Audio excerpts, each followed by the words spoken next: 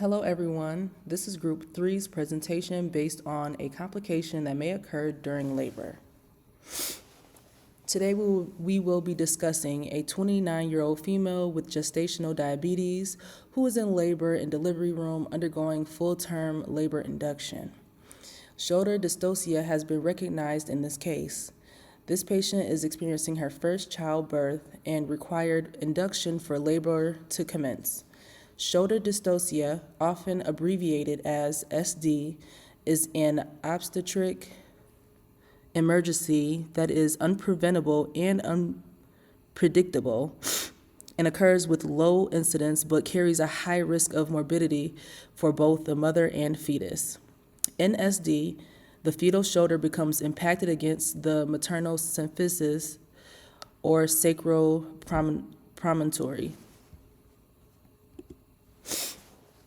Although no universal guideline exists for managing SD, the turtle sign, characterized by the fetal head retracting closely back to the maternal perineum after delivery, indicates the presence of shoulder dystocia.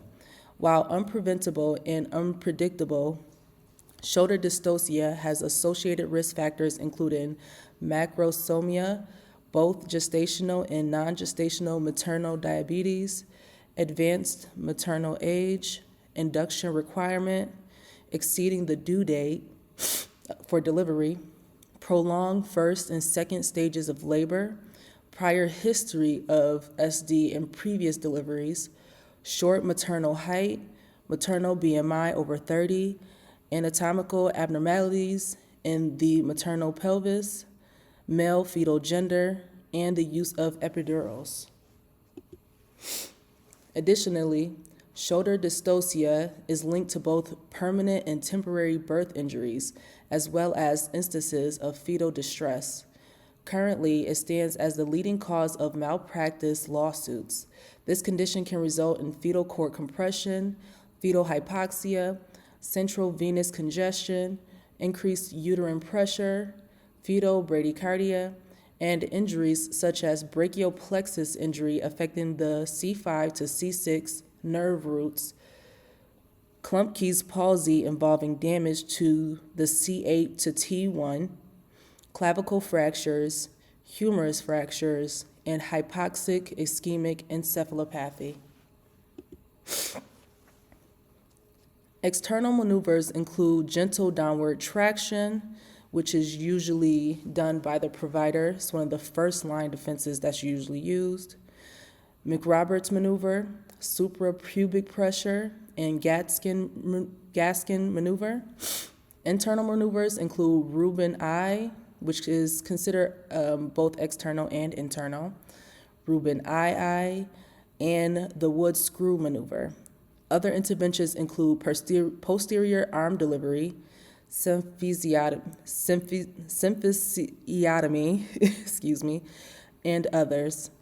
There is no scientific-based evidence that supports a specific sequence of maneuvers, but external maneuvers are usually utilized initially due to simplicity and safety in comparison to internal maneuvers.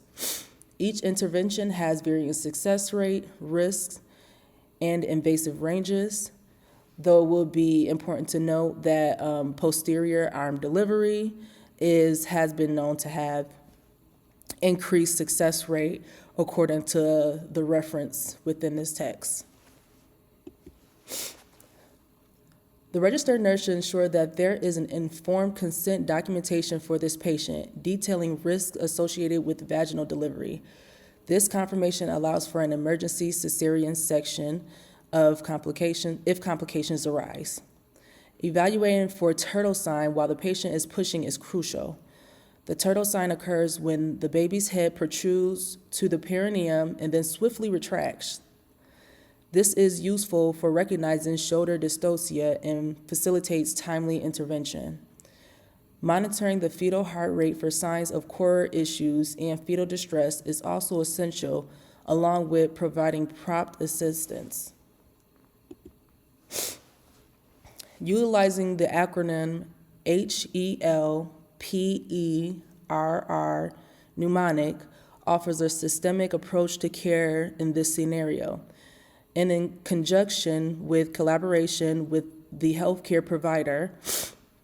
In this mnemonic, H stands for calling for additional help, E for evaluating the need for an episiotomy, L for positioning the legs against the abdomen, which is known as the McRoberts maneuver, P for applying suprapubic pressure on the abdomen over the pubic bone, E for the enters maneuver that involves placing the fingers of one hand to attempt to rotate the fetal shoulders toward the fetal chest, R for removing the posterior arm, and other R for rolling the patient onto all fours.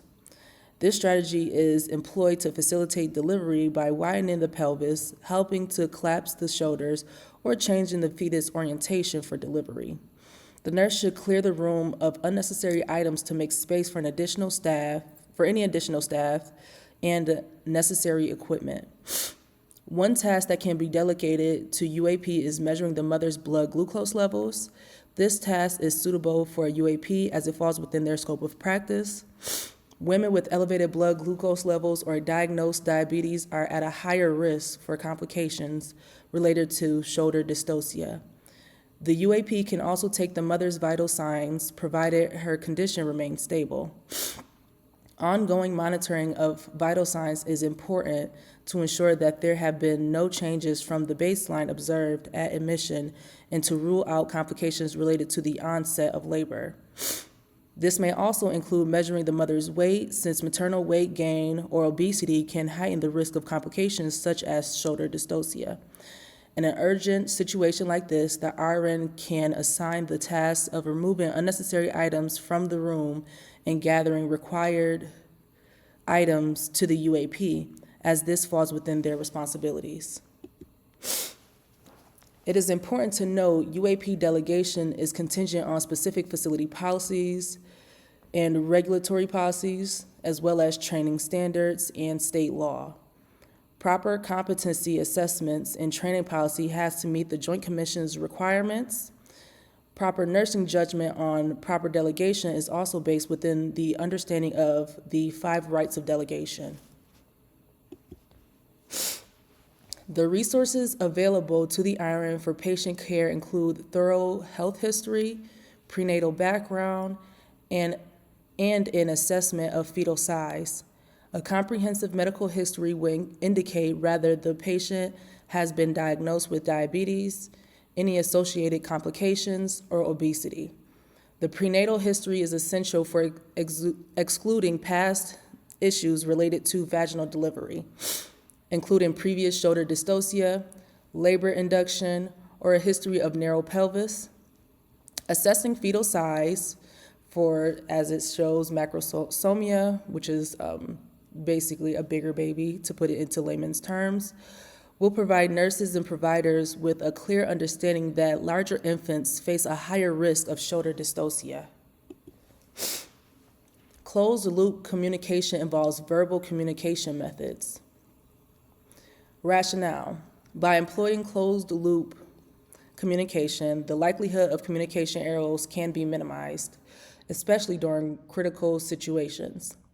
This method occurs when each individual restates the instructions or information received to confirm understanding, after which the sender verifies that the communication has been successfully completed.